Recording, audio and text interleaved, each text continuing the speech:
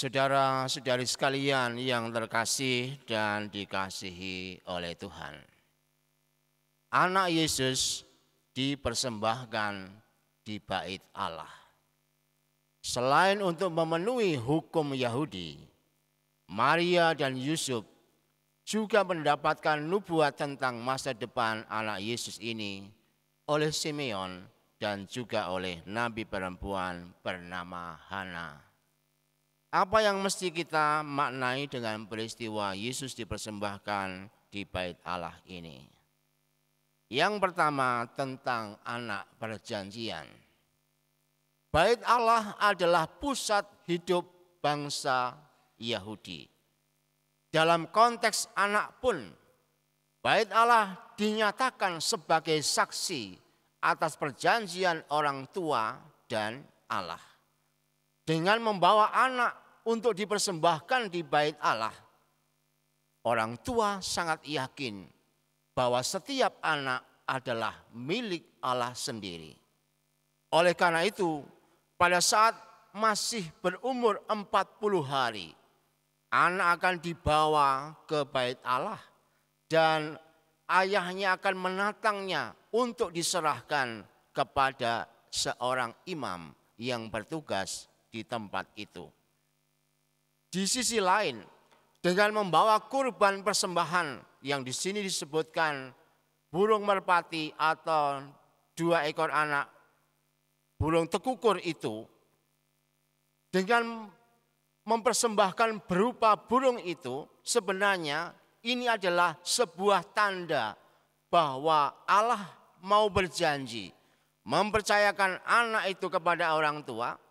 Dan juga orang tua berjanji untuk membacakan kehendak Allah bagi anak-anaknya di dalam pergumulan hidup selanjutnya. Maka setiap anak disebutkan sebagai anak perjanjian antara orang tua dengan Allah sendiri. Inilah yang menarik untuk kita renungkan dalam hidup kita, bahwa anak dan setiap anak adalah anak perjanjian antara Allah dengan orang tua.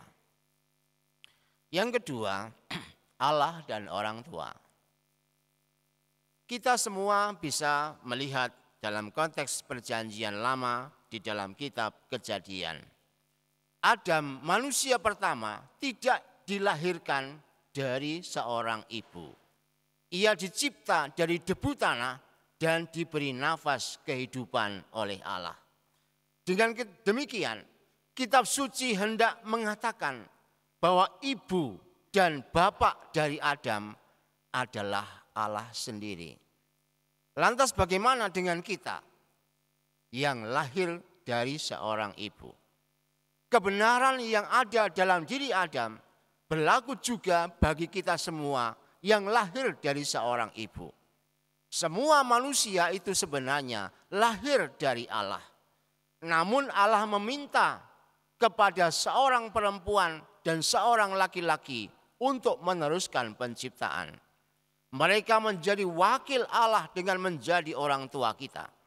Disinilah peranan orang tua yang begitu luar biasa agung dalam kehidupan, dalam konteks perjanjian antara Allah dan manusia. Bagi anak-anak di dalam diri setiap orang tua ditempatkan Allah yang mengasihi. Maka bagi semua saja yang menjadi orang tua, Anda adalah Allah yang hidup, terutama bagi anak-anak di sekitar Anda. Yang ketiga, tentang proses pertumbuhan anak. Karena semua manusia itu berasal dari Allah. Orang tua manusia itu adalah Allah sendiri. Maka fokus hidup manusia adalah melakukan kehendak Allah, tidak lain tidak. Hal tersebut disemai dan disuburkan di bait Allah dalam sejarah Yahudi.